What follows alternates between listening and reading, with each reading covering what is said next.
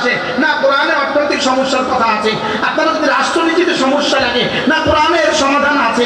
আপনার যদি ব্যক্তিগত জীবন, পারিবারিক জীবন আর সামাজিক জীবনে কোরআনের উপরে এশকাল আসে, আপনি বিশ্বাস করতে হবে এই কথা, আমি বুঝি আর না বুঝি, পারি আর না পারি, কোরআনের সব সমস্যার সমাধানের কথা অবশ্যই আছে। বলেন আছে, বলেন কি? এটা আমাকে কি করতে হবে? এটা আমাকে বিশ্বাস করতে হবে। আপনি যদি এর উপরে আপত্তি ছুড়ে দেন, এর উপরে যদি অস্বীকার করো তো আপত্তি ছুড়ে দেন, ঈমান নাই। অস্বীকার করলে কি নাই? বলেন ঈমান নাই। ইসলাম কোন সমস্যার সমাধান বাকি রেখে পরিপূর্ণ হয় না, বাকি রেখে মোকাম্মল হয় না। একটা ঘর মোকাম্মল হয়ে গেছে, পরিপূর্ণ হয়ে গেছে, আপনি কখন বলবেন পরিপূর্ণ হয়ে গেছে? তো বাড়িটা সব ঠিক তো, ভাড়াতে উঠতে পারবে তো? হ্যাঁ উঠতে পারবে, সব ঠিক। আচ্ছা বাথরুমের ছাদ দেন নাই, বাথরুমের দরজা দেন নাই, বাড়ি পরিপূর্ণ? আচ্ছা বাথরুমের দরজাও দিচ্ছেন, সব দিচ্ছেন, শুধু টেপটা দেন নাই, বাড়ি পরিপূর্ণ? আচ্ছা শুধু টেপও দিচ্ছেন, শুধু বদনাটা দেন নাই, বাড়ি পরিপূর্ণ? বাড়িতে মেহমান আসছে, বাথরুমে গেছে, বদনা নাই, আপনার কি খেয়াল? বাড়িটা পরিপূর্ণ? তাহলে একটা বদনা ছাড়া যদি বাড়ি অপূর্ণাঙ্গ হয়, এবার বলুন তো দেখি আমাদের ইসলাম পূর্ণাঙ্গ না অপূর্ণাঙ্গ? না, জোরে বলেন, পূর্ণাঙ্গ না অপূর্ণাঙ্গ? আমাদের ইসলাম পূর্ণাঙ্গ না অপূর্ণাঙ্গ? আমাদের ইসলামের ব্যাপারে একটা সিদ্ধান্ত আমাদেরকে নিতে হবে। আমাদের ইসলামেই একমাত্র ধর্ম। বলেন ইসলামের একমাত্র ধর্ম। আগে বলতাম ইসলাম সর্বশ্রেষ্ঠ ধর্ম, এখন এটার সাথে যোগ করবো ইসলাম একমাত্র ধর্ম। ইসলাম একমাত্র ধর্ম যদি সর্বশ্রেষ্ঠ বলেন, তাহলে অন্য ধর্মকেও শ্রেষ্ঠ বলা যায়, শ্রেষ্ঠ বলা হয়। ওগুলো ভালো, এটা ভালো থেকে ভালো, এটা আরো ভালো, এটা আরো ভালো। ইসলাম সর্বশ্রেষ্ঠ, সবচেয়ে ভালো না, ইসলাম সবচেয়ে ভালো নয়, ইসলামেই একমাত্র ভালো। আর কোনটা কি নাই? বলেন এখানে ইসলাম সর্বশ্রেষ্ঠ ধর্ম না একমাত্র ধর্ম? একমাত্র ধর্ম। হ্যাঁ, ইসলাম একমাত্র ধর্ম। আর আমাদের নবীজি সর্বশেষ নবী। আমাদের নবীজি কি? আমাদের বাচ্চাকে একথা শিখাতে হবে, আমাদের প্রাইমারি স্কুলের প্রত্যেকটা বাচ্চাকে একথা শিখাতে হবে। আল্লাহ একজন, এটা শিখাইতে হবে। ইসলাম একমাত্র ধর্ম, এটা শিখাইতে হবে। আমাদের নবীজি সর্বশ্রেষ্ঠ নবী, এটাও শিখাইতে হবে। সর্বশেষ নবী, এটাও শিখাইতে হবে। আচ্ছা আমি আপনাদেরকে একটা কথা বলি, যেমন আজকের এই দিনে, আজকের দিনটাতে আমার সোনার বাংলা এই গানটা আপনারা কে কতবার গাইছেন? জোরে বলুন, না গাইলে কম, একবারও না। মুরব্বীরা কম। গতকালকে কয়বার গাইছেন? এর আগের দিন 2024 সালে, 2023 সালে, 2022 সালে। আচ্ছা সূরা ফাতিহা আজকে কয়বার পড়ছেন? 32 প্রতিদিন পড়তে হয় 32 বার। বলেন কতবার? 32 বার। আজকে কতবার? গতকালকে কতবার? 24 সালে কতবার? ডেলি ডেলি ডেলি কতবার? 21 সালে কতবার? 20 সালে কতবার? 19 সালে কতবার? 18 সালে কতবার? যারা বাড়তি আছেন 71 সালে কতবার? 72 সালে কতবার? 73 সালে কতবার? 74 সালে কতবার? আমাদের হুজুরের 71 আগে জন্ম। ভাগ্যবান আমি 71 আগে জন্মগ্রহণ করি না। আমার ঘুমে থাকাকালীন, আয়নাঘরে থাকাকালীন বারবার যে ইন্টারভিউ, বারবার জিজ্ঞাসা জন্ম তারিখ, শুধু জিজ্ঞাসা 71 আগে কিনা। বুঝেন 71 আগে তো থাকছিল। আল্লাহ আমারও সারাইছে, আমি 71 পরে জন্ম। আমার জন্ম হলো 74। এই জন্য আল্লাহ আমাদের বাঁচাইছে। আল্লাহ আমার কি বাঁচাইছে? 71 আগে আমার জন্ম হয় না। তো আমার জীবনে প্রতিদিন লাগে সূরা ফাতিহা 32 বার। সূরা ফাতিহা লাগে প্রতিদিন 32 বার। রব শব্দ, রব রব রব শব্দ প্রতিদিন বলতে হয় 352 বার। সুবহানাল্লাহ, সুবহানাল্লাহ। আল্লাহু আকবার শব্দটা প্রতিদিন বলতে হয় 358 বার। কতবার?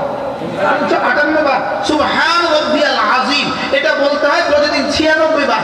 সুবহান রাব্বিয়াল আ'লা এটা বলতে হয় 192 বার। এবার আমার একটা প্রশ্ন, যেটা প্রতিদিন 192 বার বলতে হয় কি? সুবহান রাব্বিয়াল আ'লা কতবার বলতে হয়? 192 বার বলতে হয়। আর সুবহান রাব্বিয়াল আযীম কতবার? 96 বার বলতে হয়। আল্লাহু আকবার 358 বার বলতে হয়। রবকে রব বলতে হয় 352 বার। এর সূরা ফাতিহা বলতে হয় 32 বার। তাশাহুদ বলতে হয় 2 রাকাতে একবার।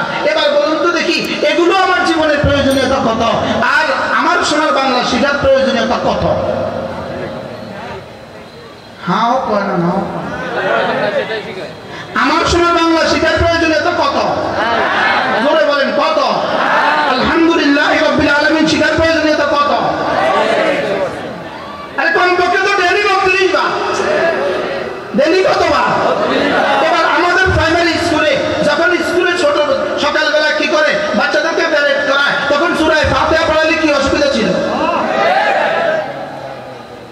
বুঝেন না কথা? কি অসুবিধা ছিল সেখানে? সূরা ফাতিহা না বলে ওটা পড়ায় কেন? আর ওটা পড়ালে পড়াও, সূরা ফাতিহা পড়াও না কেন? কি হয়? আচ্ছা, এবার গানের শিক্ষক দিতে হবে কেন? প্রাইমারি স্কুলে গানের শিক্ষক দিতে হবে কেন? আচ্ছা, প্রাইমারি স্কুলে গানের শিক্ষক দিতে হবে কেন? ওই ছেলেটার বিয়ের দিনে সে কোথায় গান গাইবে? ওই ছেলেটা মেয়েটার বিয়ের দিনে গান গাওয়ার কি প্রয়োজন পড়বে? মেয়েটার শ্বশুর বাড়িতে গানের কি প্রয়োজন পড়বে? মেয়েটার বাবার ওফাতের দিনে গানের কি প্রয়োজন পড়বে? ওই বাচ্চাটার ছেলের জন্ম দিবসে তার গানের কি প্রয়োজন পড়বে? তার জীবনে গান কয়বার লাগবে? সবাই বলেন কয়বার লাগবে? আমার প্রাইমারি স্কুলে যে বাচ্চাটা প্রাইমারি ক্লাস 5 পাস করে অটো চালাবে, তার গান জীবনে আর কবে প্রয়োজন পড়বে? যে বাচ্চাটা প্রাইমারি পাস করে রিক্সা চালাবে, তার আর গান কবে প্রয়োজন পড়বে? যে বাচ্চাটা সুইপার হবে, তার আর গান কবে প্রয়োজন পড়বে? আচ্ছা, যে ডিসি হবে, তার আর গান কবে প্রয়োজন পড়বে? তাইলে বোঝা গেছে যেটা জীবনে কখনোই প্রয়োজন পড়বে না, সেই জন্য আপনি কোটি কোটি ডলার বরাদ্দ দিয়ে শিক্ষক নিয়োগ দিতে গেলেন কেন? আর যেটা তার জীবনে প্রত্যেকদিন 32 বার দরকার, এটা আপনি শিক্ষক নিয়োগ দিতে ভুলে গেলেন কেন? কোনটা দরকার ছিল, কোনটা দরকার ছিল না বলেন? বলেন গানের শিক্ষকের দেওয়ার দরকার ছিল না বলেন? আরে বলেন গানের শিক্ষক দেওয়ার কি ছিল না? তাহলে আমরাও সিদ্ধান্ত নেন, তোমরা যে স্কুলে গানের শিক্ষক নিয়োগ দিয়েছ, যে স্কুলের জন্য গানের শিক্ষকের বরাদ্দ দিয়েছ, আমরা গানের শিক্ষকের কাছে দিয়া আমাদের বাচ্চাগুলোকে আর ধ্বংস করতে চাই না, আমরা সেখানে দিব না, আমরা সব আমাদের বাচ্চাগুলোকে নুরানি মাথার দিব। নিয়োগ ঠিক করছেন তো ইনশাআল্লাহ? একদিকে সুবিধা হয়েছে, একদিকে কি হয়েছে?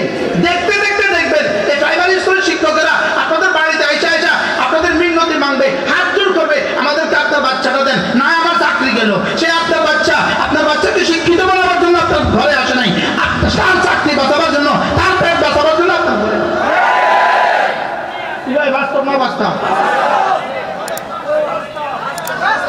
কি তাহলে যে আপনার ছেলেকে শিক্ষা নেওয়ার জন্য সে আপনার ঘরে আসছে, আপনার বাচ্চাকে শিক্ষিত বানাবার জন্য? কি লিখে বলেন? আরে নিজের পেট বাঁচাবার জন্য আসছে। নিজের কি বাঁচাবার জন্য আসছে?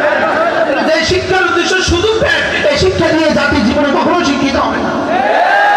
যে শিক্ষার উদ্দেশ্য শুধু কি বলেন? পেট বাঁচানো। এখানে আর কি উদ্দেশ্য? আপনি ওই শিক্ষককে চা খাওয়ান, পান খাওয়ান, বসান, বলে স্যার চিনলেই গাইছে বিকম কয় স্কুলে ছাত্র নাই, চাকরি টিকতো না। বাস্তব না বাস্তব? তাহলে সে আপনার ছেলেটাকে ডিসি বানাবার জন্য আপনাদের ঘরে আসছে, ডাক্তার বানাবার জন্য ঘরে, আপনার ছেলেটাকে প্রফেসর বানাবার জন্য ঘরে আসছে। আমাদের স্কুলে অনেক ভালো পড়াশোনা, আমাদের এখানে দিলেই এ প্লাস পাবে, এ প্লাস পাইলেই ভালো কলেজ যাবে, ভালো কলেজে গেলেই ভালো ইউনিভার্সিটি যাবে, ভালো ইউনিভার্সিটিতে গেলেই সে বিসিএস করবে, বিসিএস করে সে ডিসি হবে। আপনার ছেলেকে ডিসি বানাবার জন্য আসছি, এটা জিজ্ঞেস করেন ওই স্কুলের টিচার কি বলবে? না আমি এত গরজ, আমি আসি নাই, আমি আসছি আমার প্যাডের লেখা। বাস্তব না বাস্তব? সূরা ফাতিহা শিখানো কি ফরজ না ওয়াজিব? সূরা ফাতিহা শিখানো ফরজ না ওয়াজিব? সূরা ইখলাস শিখা ফরজ না ওয়াজিব? সূরা ফালাক নাস শিখা ফরজ না ওয়াজিব? তাশাহুদ শিখা ফরজ না ওয়াজিব? সুবহান রাব্বিয়াল আযীম শিখা ফরজ না ওয়াজিব? সুবহান রাব্বিয়াল আলা শিখা ফরজ না ওয়াজিব? এবার বলুন তো দেখি, দিন শিখা ফরজ না ওয়াজিব? আপনার সন্তানকে আপনি দিন শিখাবেন কিনা এটা আপনি সিদ্ধান্ত নেন। ইনশাআল্লাহ কয় না? না, কলেজে হাত দিয়ে সিদ্ধান্ত নেন ইনশাআল্লাহ। বলেন ইনশাআল্লাহ। যারা বিয়ে করে নাই তারাও সিদ্ধান্ত নেন। বলো ইনশাআল্লাহ, বলো ইনশাআল্লাহ। বহুত মুরব্বিকে দেখছি, এই কয়েকদিন আগে আমি এক মুরব্বিকে দেখছি, মেয়ে ডাক্তার, মৌলবী মেয়ে ডাক্তার, অহংকারের সাথে বলছে মেয়েও ডাক্তার, জামাতাও ডাক্তার। আমি দিলে দিলে ইস্তেগফার করছি এবং ধিক্কার দিয়েছি তাকে। রব তোমাকে জিজ্ঞেস করবে, তোকে ইলম দিয়ে কি করছিলাম? তোকে ইলম দিয়ে কি করছিলাম? তুই যে তোর ইলমের কদর করলি না। আমরা 10 ভাই, বলেন আলহামদুলিল্লাহ। আমরা একটা ভাই ইউনিভার্সিটিতে পড়ার চেষ্টা করছি। আব্বা বলতেছে আমি দিতাম না, আমি দিব না। পরে বলতেছে, অন্যরা বলতেছে কেন? বলতেছে 9টা কি আমার নিজের ছেলে নেই, আরে ওটা রেখে আমি পালকা আনছিনি। কি বলছে বলে? এটা কি ওটা কি আমার পালক নাকি? ওটা তো আমারই ছেলে, আমি ওটাকে ধ্বংস করবো। এজন্য আমি বলি, যে কোনো শিক্ষায় শিক্ষিত করেন আপনার সন্তানকে, লেকিন আপনার সন্তানকে আগে দিন শিখান। বলেন দিন শিখান, বলেন দিন শিখান। প্রতিটা মসজিদে কায়েম করেন। স্কুলগামী বাচ্চাগুলোকে দ্বীন শিখাবার ব্যবস্থা করেন। স্কুলগামী প্রত্যেকটা বাচ্চাকে মক্তব লাজিম করে দেন। ফজরের পরে 2 ঘন্টা মক্তব লাজিম করেন। ইমামদের পায়ে ধরে বলি, ইমামরা মসজিদে মসজিদে মক্তব কায়েম করেন, মসজিদে মসজিদে মক্তব কায়েম করেন। এই মক্তব শিক্ষা যদি না থাকে, আমাদের এই সেকুলার শিক্ষা ব্যবস্থার কারণে আগামী প্রজন্মের প্রত্যেকটা বাচ্চা নাউযুবিল্লাহ বদ্দীন হবে আর নাস্তিক হবে। দ্বীনদারের ঘরে নাস্তিক হবে, ওলামায়ে কেরামের ঘরে নাস্তিক হবে, তাবলীগের ঘরে নাস্তিক হবে, যদি আপনার সন্তানকে আপনি দ্বীন না শেখান। এজন্য ইমাম সাহেবান, আপনি মক্তব পড়াইতে যদি অপছন্দ করেন, আপনি যদি বলেন আমি কি মক্তবের হুজুর, আমি কি মক্তবের হুজুর। আমাদের বিখ্যাত বুজুর্গ ছিলেন, নোয়াখালী ইসলামিয়া আলিয়া মাদ্রাসার হেড মুহাদ্দিস ছিলেন হযরত মাওলানা নাসিরউদ্দিন রাহিমাহুল্লাহ তাআলা। আমাদের এই লক্ষ্মীপুরে বাড়ি, আপনাদের পেছনে বাড়ি, চন্দ্রগঞ্জের দিকে বাড়ি। হুজুরের জীবনের শেষ দিন পর্যন্ত বুখারী পড়িয়েছেন, আবার জীবনের শেষ দিনও নূরের মক্তব পড়াইছেন। কি ভাই, মক্তব পড়ানোকে কি মনে করবেন না? ওলামায়ে কেরাম ছোট মনে করবেন না, মক্তব পড়ানোকে ছোট মনে করবেন না। আজকে সকালে আমি এক মক্তবে গিয়েছিলাম, আজকে সকালে আলহামদুলিল্লাহ আমি সিদ্ধান্ত নিয়েছি আমার ইউনিয়নের প্রত্যেকটা মসজিদের সাথে আমি মক্তব কায়েম করব। প্রত্যেকটা মক্তবের ওস্তাদের জন্য আমি আমার পক্ষ থেকে বেতন বরাদ্দ করবো ইনশাআল্লাহ। আপনারাও ফিকির করেন ইনশাআল্লাহ, বলেন ইনশাআল্লাহ, বলেন ইনশাআল্লাহ। মসজিদ ইমামের বেতন 10,000, আমি আমার পক্ষ থেকে দিব 3,000, আর লাজেম করে দিব 2 ঘন্টা সকালবেলা বক্তব্য পড়াইতে হবে। আমার পক্ষ থেকে মুহাফেজ থাকবে, মুনাজির থাকবে, নিগরান থাকবে ইনশাআল্লাহ। তারা গিয়ে মোটরসাইকেলে গিয়ে দেখে আসবে পড়ানো হয় না আমরা ইনশাআল্লাহ সিলেবাস দিয়ে দিব। আব্দুল মালিক হাফিজাহুল্লাহ তাআলা এর জন্য সিলেবাসও তৈরি করেছেন, সিলেবাসও তৈরি করে দিয়েছেন ইনশাআল্লাহ। আল্লাহ তাআলা তৌফিক দান করেন। প্রতিটা মসজিদে আমরা বক্তব্য কায়েম করব, বলেন ইনশাআল্লাহ, বলেন আবার বলেন ইনশাআল্লাহ, বলেন আবার বক্তব্য কায়েম করবেন তো ইনশাআল্লাহ। মসজিদের ইমাম নিয়োগ দেওয়ার দিন প্রথম দিনই বলে দিলেন ইমাম মুয়াজ্জিন নিয়োগ দেওয়া, আমাদের এখানে মক্তব চালাইতে হবে, মক্তব চালাইতেই হবে। দেশ বাঁচাতে হলে মক্তব চালাইতেই হবে, আমাদের দেশটা বাঁচাতে হলে আমাদেরকে মক্তব চালাইতেই হবে। আজ থেকে 68 বছর আগে হযরত মাওলানা আবুল হাসান নদভী রাহিমাহুল্লাহ তাআলা তিনি রেঙ্গুনে এক বয়ান করছিলেন, ইউটিউবে আর ফেসবুকে ওই বয়ান পাওয়া যায়। হযরত আবুল হাসান আলী নদভী রাহিমাহুল্লাহ তিনি রেঙ্গুনে বার্মার মুসলমানদের সামনে এক বক্তৃতা দিয়েছিলেন। তিনি সেদিন বলেছিলেন তোমাদের বাচ্চাদেরকে মক্তবে পাঠাও, তোমাদের বাচ্চাদেরকে দ্বীন শিখাও, তোমাদের যুবকদেরকে তাবলীগে বাইর করো, বাচ্চাদেরকে দ্বীন শিখাও। যদি এটা না করো আমি দেখছি অচিরেই তোমরাও হারাবা, ইসলামও হারাবা আর দেশও হারাবা। হয়েছে না বলেন? আমরা আপনাদের সামনে চিৎকার করে হাত জোর করে বলছি বাচ্চাকে দ্বীন শিখান, নয় বাচ্চা হারিয়ে যাবে। এই বাচ্চাও ইহুদিদের দাবার গুটি হবে, এই বাচ্চাও নাসারাদের দাবার গুটি হবে, এই বাচ্চা গণতন্ত্রের জন্য জীবন দিয়ে দিবে। কি ভাই, দিছে না দেয় না কিসের জন্য জীবন দিতেছে? পোস্টার লাগাবার জন্য জীবন দিতেছে। একজনের পোস্টার লাগায় গেছে, আরেকজনের পোস্টার উপর দিয়ে লাগাইছে, মারামারি করে জীবন দিয়ে দিচ্ছে। বাস্তব না বাস্তব? হইতেছে না বলেন? তার পাবলিসিটি মারামারি করে জীবন দিয়ে দিচ্ছে। লা ইয়াদরিল কাতিল লিমা ইয়াকতুল ওয়া লা ইয়াদরিল মাকতুল লিমা ইউকতাল। কাতিল জানে না কেন হত্যা করছে, মাকতুল জানে না সে কেন নিহত হচ্ছে। বাস্তব না বাস্তব বলেন? হত্যাকারী জানে না সে কেন হত্যা করছে, আর নিহত ব্যক্তি সেও জানে না সে কেন নিহত হচ্ছে, জানে না সে কেন নিহত হচ্ছে। এই যদি হয় আমাদের দৃশ্য, আজকে 2% ছাত্র মাদ্রাসায় নাই, 98% ছাত্র স্কুলে যাচ্ছে। এই স্কুলগামী বাচ্চাগুলো সেকুলার হয়ে যাচ্ছে। এরাই শেষ পর্যন্ত নাস্তিক হবে, এরাই শেষ পর্যন্ত ইহুদিদের দাবার গুটি হবে, এরাই শেষ নাসারাদের দাবার গুটি হবে, এরাই শেষ পর্যন্ত রাজেন্ট হবে। বাস্তব না বাস্তব? এবার বলুন তো দেখি আপনি আপনার বাচ্চাকে কিভাবে বাঁচাবেন? আমি বলি আমার সন্তানকে বাঁচাবার 2 রাস্তা। ম্যাট্রিক পরীক্ষার্থী বাচ্চাটাকে, ম্যাট্রিক ফলপ্রাপ্তি বাচ্চাটাকে অবশ্যই তাবলীগে পাঠাবেন। বলেন ইনশাআল্লাহ, বলেন ইনশাআল্লাহ। কোথায় পাঠাবেন? তাবলীগে পাঠাবেন। আর ছোট বাচ্চাদেরকে অবশ্যই, স্কুলগামী বাচ্চাদেরকে অবশ্যই বক্তব্যে পাঠাবেন। প্রত্যেকটা স্কুলের ছেলে মেয়ে যেন, আপনার বাচ্চা কোরআন পারে না, আপনার ছেলে কোরআন পারে না, আপনার মেয়ে কোরআন পারে না, আপনি হাসরের ময়দানে রব্বে কারীমকে মুখ দেখাবেন কোন মুখে? নিজের আত্মাকে জিজ্ঞেস করেন, নিজের বিবেককে জিজ্ঞেস করেন, আপনি কোন মুখে আপনার রবের সামনে উঠবেন? কার সামনে উঠবেন? আপনি আপনাকে রবের সামনে উঠাই রাখবে। আল্লাহ তাআলার সামনে আপনাকে উঠতেই হবে। আপনার আপনার জীবনের হিসাব যেমন দিতে হবে, আপনার স্ত্রীর হিসাব আপনাকে দিতে হবে, আপনার সন্তানদের হিসাব আপনাকে দিতে হবে। ওদের হাতে মোবাইল দিলেন, ওদের হাতে মোবাইল দিয়ে দিলেন। মোবাইল আমাদেরকে কি দিল? মোবাইল আমাদের সব ছিনিয়ে নিল, মোবাইল আমাদের সব নিয়ে গেল। নওজোয়ান ওলামা ইকরামকে বলছি, যারা এই 2-4-10 বছরের মধ্যে ফারেক হয়েছেন, তোমাদেরকে বলছি, তোমরা আমার ছোট বয়সে, এখানে তোমাদেরকে বলছি, তুমি বলছি, আমি ফারেক হয়েছি 30 বছর আগে, তো তুমি তো তোমাকেই বলবো।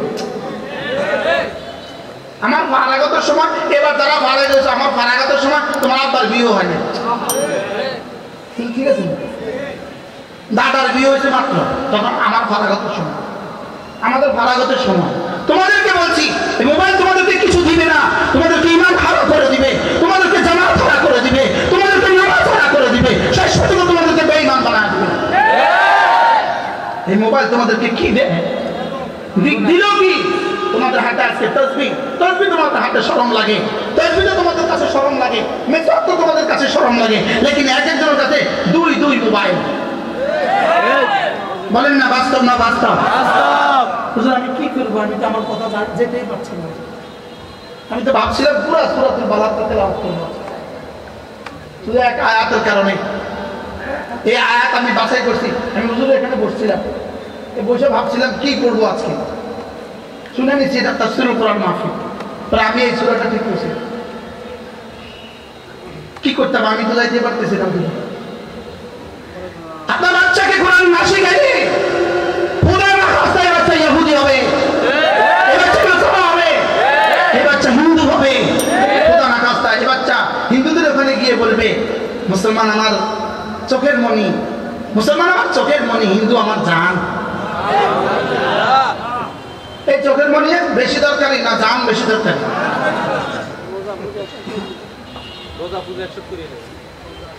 একসাথে দেব, একসাথে হয়ে যাবে, কি বলছি? একসাথে হয়ে যাবে।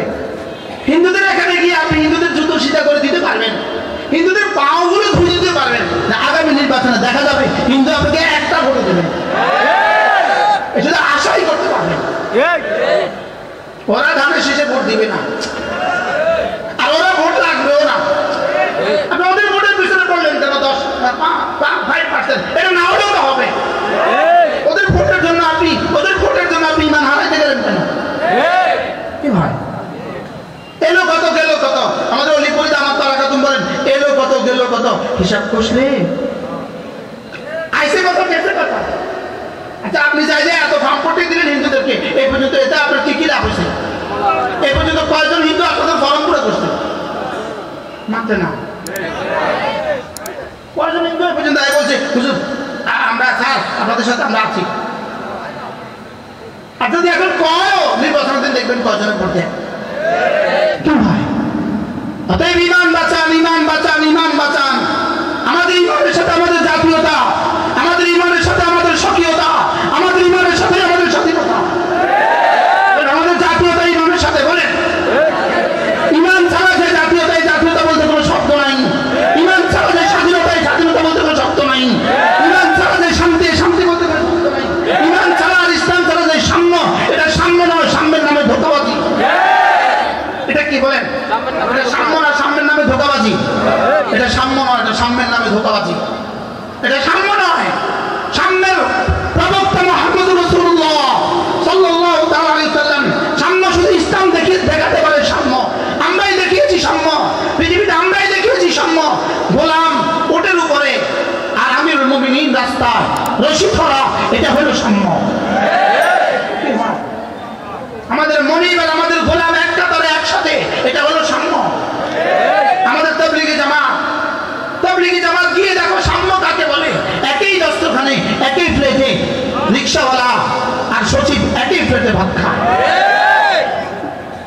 ইসলাম বাদ দিয়ে যে সাম্য, এই সাম্য হলো ধোঁকা, ধোঁকা, ধোঁকা। ইসলাম বাদ দিয়ে প্রগতি ধোঁকা, ইসলাম বাদ দিয়ে সৌহার্দ্য ধোঁকা, ইসলাম বাদ দিয়ে আমরা ন্যায় ও ইনসাফের রাষ্ট্র চাই, ইসলামী রাষ্ট্র চাই না, ন্যায় ও ইনসাফের রাষ্ট্র চাই। ইসলাম ছাড়া আবার ন্যায় ও ইনসাফ কি? ধোঁকা, ধোঁকা। বলেন ইসলাম ছাড়া ন্যায় ও ইনসাফের রাষ্ট্র। বলেন মানে ইসলাম শব্দ বলতে লজ্জা লাগে, শরম লাগে। মানে ইসলাম শব্দ বলতে কি লাগে বলেন? ইসলাম শব্দ বলতেই শরম লাগে। লেকিন নিজের বায়োডাটার মধ্যে লিখে রাখছে মুসলিম, নিজের বায়োডাটার মধ্যে লিখে রাখছে ধর্ম ইসলাম, নিজের জন্ম সনদের মধ্যে লিখে রাখছে ধর্ম মুসলিম, ধর্ম ইসলাম লিখে রাখছে, নিজের বিয়ের কার্ডের মধ্যে লিখবে ইসলাম, কাজে লিখবে ইসলাম। বাস্তব না বাস্তব? মৌতের পরে আমাদের কবরস্থানে দাফন হবে, লেকিন এখন ইসলাম বলতে শরম লাগে। ইসলাম বলতে কি লাগে বলেন? এবার যারা ইসলাম বলতে শরম লাগে এই জাতীয় বলবে তোমাদেরকে ভোট দিতে আমাদের শরম লাগে। ইসলাম বলতে শরম লাগে বলেন? ইসলাম বলতে কি লাগে? ইসলাম বলতে শরম লাগে। এই জন্য আমাদের শিক্ষা ব্যবস্থাকে বাঁচান। পারলাম না আমাদের শিক্ষা ব্যবস্থাকে, রাষ্ট্রীয়ভাবে তো বাঁচাতে পারলাম না, আমি আমার ব্যক্তিগতভাবে সিদ্ধান্ত, আমি আমার বাচ্চাকে দিন শিখাবই শিখাবো। বলেন ইনশাআল্লাহ, হাত করেন বলেন ইনশাআল্লাহ, বলেন ইনশাআল্লাহ। ছেলেকেও মেয়েকেও বলেন আল্লাহ আমাদেরকে তৌফিক দান করেন। আমার প্রিয় ওস্তাদ, আমার শাইখ মুর্শিদ হযরত মাওলানা জমিরউদ্দিন নানুপুরি রাহমাতুল্লাহি আলাইহি আজ থেকে 30 বছর আগে হুজুরের সাথে আমি একটা মহিলা মাদ্রাসার খতমে বুখারীতে যাওয়ার সৌভাগ্য হয়েছে আমার। ওই খতমে বুখারীতে হুজুর এক আশ্চর্য কথা বলেছেন। হুজুর বলেন যে আমার মনে হয় 95 বা 96 সালে হবে এই ঘটনা। হুজুর বলেন যে আচ্ছা কেউ যদি মুরগি পালে, মুরগি পালতে গিয়ে যদি তার মুরগি 2-4টা মুরগি শিয়ালে নিয়ে যায়, শিয়ালের ভয়ে কি কেউ মুরগি পালা বন্ধ করে? হুজুর বলেন শিয়ালের ভয়ে কি কেউ মুরগি পালা বন্ধ করে? হুজুর বলেন যে বালিকা মাদ্রাসা, মেয়েদেরকে মাদ্রাসায় পড়াতে গিয়ে সেখানে যদি 2-4টা মেয়ে কোনো সমস্যার সম্মুখীন হয়েও যায়, এই জন্য মুরগি পালা যেভাবে বন্ধ করে না, আমরা মহিলা মাদ্রাসা বন্ধ করি। যদি 10 জন হারিয়ে যায় 90 জন তো বেঁচে গেছে। কি হয়? 10 জন হারিয়ে গেলেও কি 90 জন কি হয়ে গেছে? 90 জন বেঁচে গেছে। আরে 20 জন হারায় গেলে 80 জন বেঁচে গেছে। আরে 30 জন হারায় গেলে 70 জন বেঁচে গেছে। লেকিন এর বিপরীত শিক্ষা ব্যবস্থায় কতজন হারায় দেখেন, জরিপে দেখেন, জরিপে দেখেন কতজন কুমারী মা হয়, জরিপে দেখেন কতটা কুমারী বাচ্চা, কুমারী মেয়ে দেশের মা হয়। ক্লাস 8, 9 কতজন বাচ্চা নবম মা হয়, জরিপে দেখেন। দেশের কতটা বাচ্চা পরকীয়া লিপ্ত, জরিপে দেখেন। কতজন মানুষ পরকীয়া লিপ্ত, জরিপে দেখেন। এই থেকে বাঁচাবার একটাই রাস্তা, আমার এই কচি কাঁচা বাচ্চাগুলোর কলিজায় দিন দিয়ে দাও, দিন দিয়ে দাও, দিন দিয়ে দাও। এছাড়া অন্য কিছু দিয়ে হবে না, অন্য কিছু দিয়ে হবে না। এই জন্য বাংলার জায়গা বাংলা পড়ুক, ইংরেজি জায়গা ইংরেজি পড়ুক, অঙ্কের জায়গা অঙ্ক পড়ুক, লেকিন আমরা তার সাথে দিন জুড়ে দেই। কি দেই বলেন? দিন কি করি? জুড়ে দেই। এই জন্য আমাদের প্রাণের দাবি, আজকের এই সরকারের কাছে আমাদের প্রাণের দাবি, যেভাবে আপনি প্রাইমারি স্কুলের জন্য গানের শিক্ষক বাছাইয়ের চেষ্টা করেছেন, এই পর্ব থেকে উঠে এসে প্রত্যেকটা স্কুলের জন্য, প্রাইমারি স্কুলের জন্য একজন করে ধর্মীয় শিক্ষক নিয়োগ দেওয়া বাধ্যতামূলক করে দেন। এটা করে দেন। প্রত্যেকটা নিয়োগ পরীক্ষায়, প্রত্যেকটা নিয়োগ পরীক্ষায় কোরআন কারীমের 10টা সূরা শুদ্ধ আছে কিনা এটা আপনি বাধ্যতামূলক করে দেন। যে প্রাইমারি স্কুলের নিয়োগ পরীক্ষায়, হাই স্কুলের নিয়োগ পরীক্ষায়, কলেজ ইউনিভার্সিটির নিয়োগ পরীক্ষায় 10টা সূরা ঠিক আছে কিনা এটা বাধ্যতামূলক করে। এটা যদি বাধ্যতামূলক করে দেয় কেমন হবে? যদি বিসিএস এটা বাধ্যতামূলক করে দেয় যে বিসিএস এ 10টা সূরা বিশুদ্ধ তেলাওয়াত লাগবে, কেমন হবে? আল্লাহ আমাদেরকে তৌফিক দান করেন। কোরআন কারীমের সাথে আমাদের জীবনকে আল্লাহ তাআলা জুড়ে দেন। আল্লাহর কসম, কোরআন ছাড়া জীবন অন্ধকার, কোরআন ছাড়া ব্যক্তি চরিত্র অন্ধকার, কোরআন ছাড়া পরিবার অন্ধকার, কোরআন ছাড়া সমাজ অন্ধকার, কোরআন ছাড়া রাষ্ট্র অন্ধকার। কোরআন থেকে যে যত দূরে, সভ্যতা থেকে সে তত দূরে। কোরআন থেকে যত দূরে, সভ্যতা থেকে সে তত দূরে। কোরআন থেকে যত দূরে, মানবতা থেকে তত দূরে।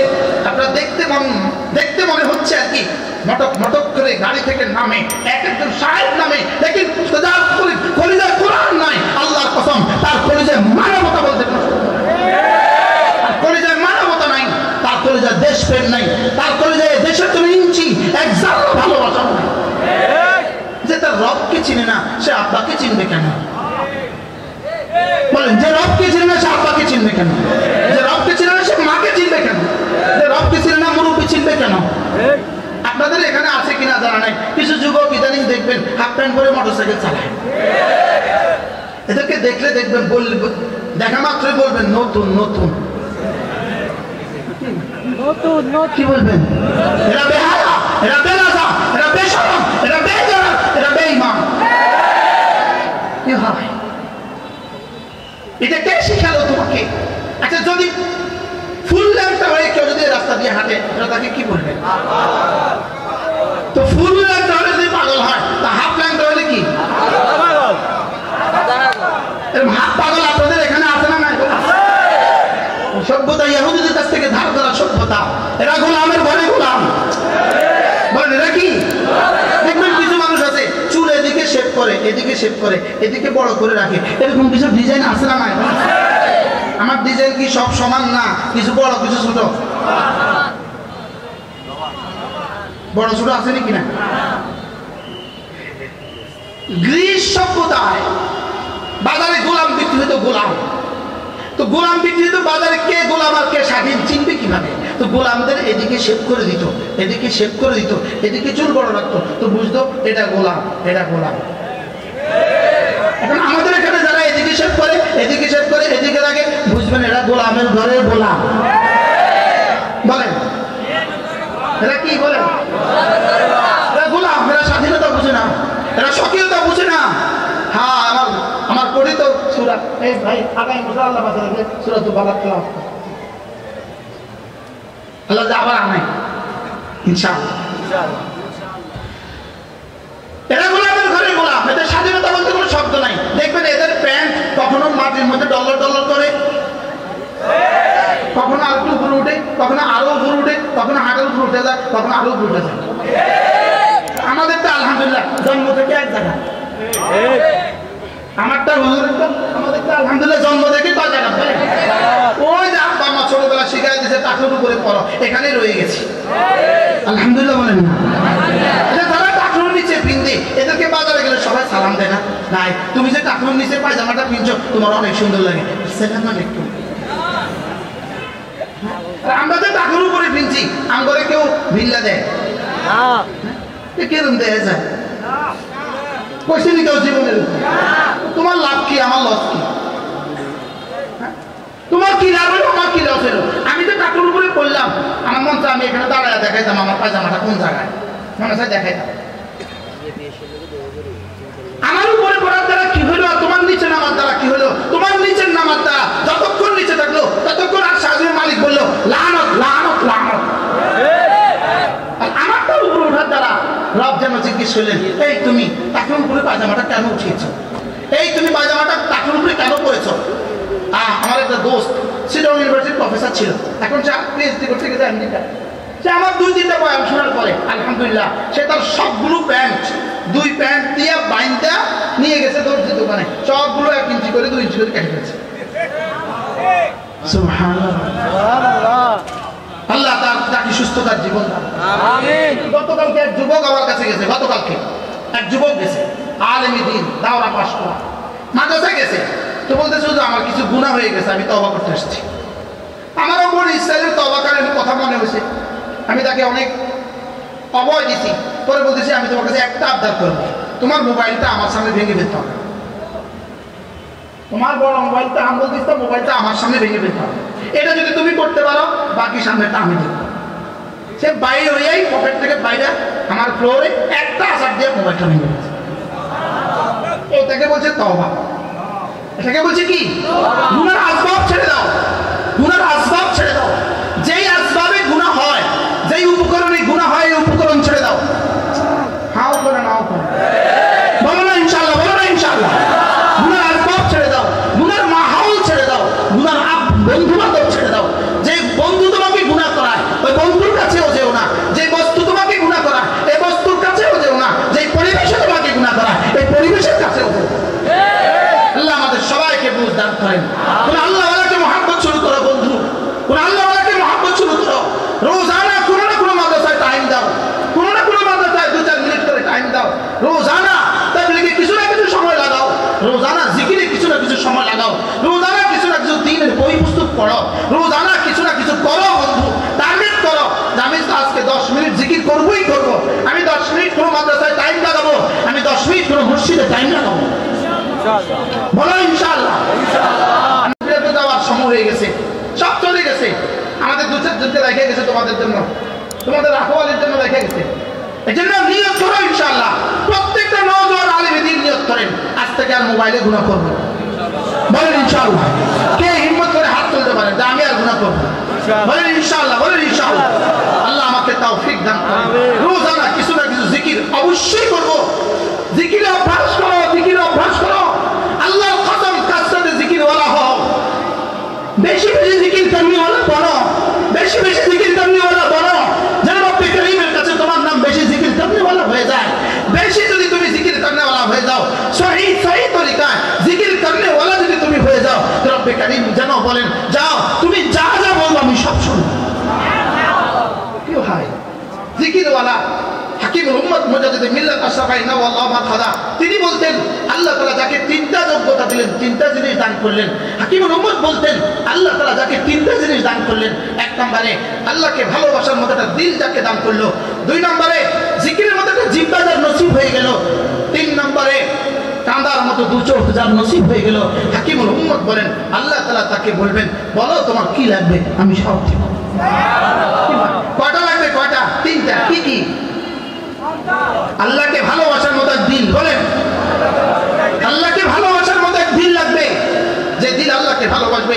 ওয়ারাজুলুন আহাব্বাল কানা আল্লাহু ওয়া রাসূলুহু আহাব্বা ইলাইহি মিম্মা সিওয়াহুমা, ওই মানুষ যার কাছে আল্লাহ আল্লাহ রাসূল সবচেয়ে বেশি প্রিয়। আল্লাহ আমার কাছে সবচেয়ে বেশি প্রিয়, রাসূল আমার কাছে সবচেয়ে বেশি প্রিয়। আল্লাহ তাআলার এক এক হুকুম আমার কাছে সারা দুনিয়ার চেয়ে বেশি প্রিয়, রাসূলের এক এক সুন্নাহ আমার কাছে সারা পৃথিবীর চেয়ে বেশি প্রিয়।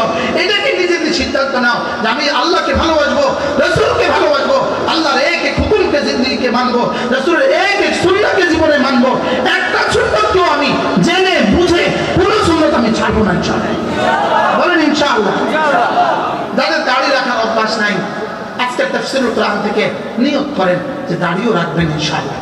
বলেন ইনশাআল্লাহ।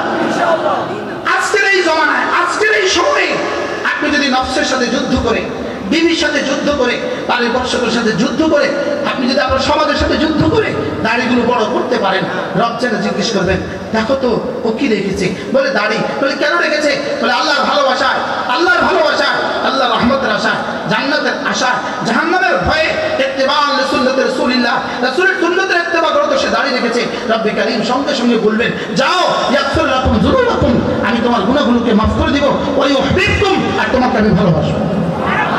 কি ভাই সহজ না কঠিন? বলে দাড়ি রাখতে কি খুব বেশি কষ্ট না? আমরা দাড়ি রাখতে কয় টাকা খরচ হয়েছে? দাড়ি রাখছেন কন না, যারা কাটে তাকে কয় টাকা খরচ হয়েছে?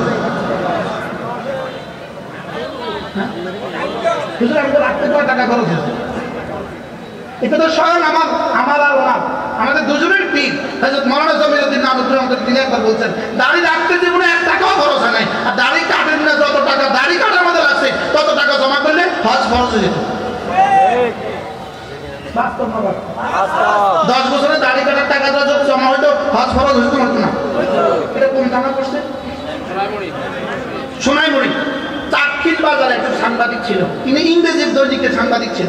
চাটখিল বাজারে তার একটা মিষ্টির দোকান ছিল আর সাংবাদিকতা করতো। ইনি একবার দর কাবা বদরপুরের ওইদিকে আমার এক মাহফিলে বসছে। মাহফিলে বসার পর আমি এই কথাটা বলছি, ওই কথা যে আপনি দাড়ি কাটার টাকাটা যদি জমা করতেন আপনার হজের টাকা কি হয়ে যেত, ব্যবস্থা হয়ে যেত। আর বিড়ি খাওয়ার টাকাটা যদি জমা করতেন তো 3বার হজ করতে পারতেন। ইনি সেদিন থেকে দাড়ি রাখছেন, সেদিন থেকে বিড়িখানা ছাড়ছে। 1 বছর পরে আমার চাটকিলে একদিন ওনার দোকানে নামায় বলতেছে হুজুর এই দাড়ি কাটার টাকাটা আর এই বিড়ির টাকাটা এই বক্সে জমা করছি, দেখেন কতগুলো টাকা হয়েছে, এতগুলো টাকা হয়েছে। এর পরবর্তীতে আমি আবার এই মাহফিলে এসে শুনছি তিনি আর নাই, তার ইন্তেকাল হয়ে গেছে। বিড়ি ছাড়া ইন্তেকাল হয়েছে, দাড়ি লয়ে ইন্তেকাল হয়েছে। এই জন্য দাড়ি রাখার নিয়ত করেন, বলেন ইনশাআল্লাহ, বলেন ইনশাআল্লাহ। যারা বিড়ি খান, বিড়ি ছাড়ার নিয়ত করেন ইনশাআল্লাহ, বলেন ইনশাআল্লাহ। যাদের ফেসবুকের অভ্যাস আছে আস্তে আস্তে কন্ট্রোল করেন, যাদের গুনাহের অভ্যাস আছে আস্তে আস্তে কন্ট্রোল করেন। রোজানা কিছু না কিছু জিকিরের নিয়ত করেন, রোজানা কিছু না কিছু জিকিরের নিয়ত করেন। দোস্ত পায়ে ধরে বলি রোজানা 6 তাসবিহ পাবন্দি করেন। আযাব আসতেছে রোজানা 6 তাসবিহ পাবন্দি করেন। জামাতের সাথে নামাজ নিশ্চিত করেন, প্রত্যেকেই জামাতের সাথে নামাজ নিশ্চিত করেন যে ইনশাআল্লাহ আমি তো জামাতের সাথেই নামাজ পড়ব। একটু পরে দেখা যাবে যখন 6:15 আযান হবে, 7:30 জামাত হবে, তখন দেখা যাবে জামাতকে কি নিশ্চিত করছে। আজকে পড়বো ইনশাআল্লাহ। হ্যাঁ সবাই সবাই কোন বলেন ইনশাআল্লাহ। 3-4 দিন আগে আমার কোথায় জানি বয়ান ছিল, মাগরিব পরে, তাই বলতেছি ভাই দরজাটা লাগান, গেটটা লাগান, একজনও যেন দিতে না, পুরো মসজিদ নামাজ। কোন জায়গায় জানি, আরে আজকে কি বার, এই গত সোমবারে এমন সময় সিরাজগঞ্জ আমার বয়ান ছিল, সিরাজগঞ্জ কোথায়, সিরাজগঞ্জ, দরজা লাগাও, লাগাই দিয়েছে দরজা, পুরো মসজিদ নামাজ পড়ছে, সবাই খুশিতে বাগ বাগ হয়ে গেছে। জীবনে কখনো এত বড় এসব নামাজ হয়নি, কেউ নাই পড়বো তো ইনশাআল্লাহ। ছাত্র ভাইরাও বলো, ছাত্ররাও বলো ইনশাআল্লাহ, আজ থেকে জামাতে নামাজ পড়বো ইনশাআল্লাহ।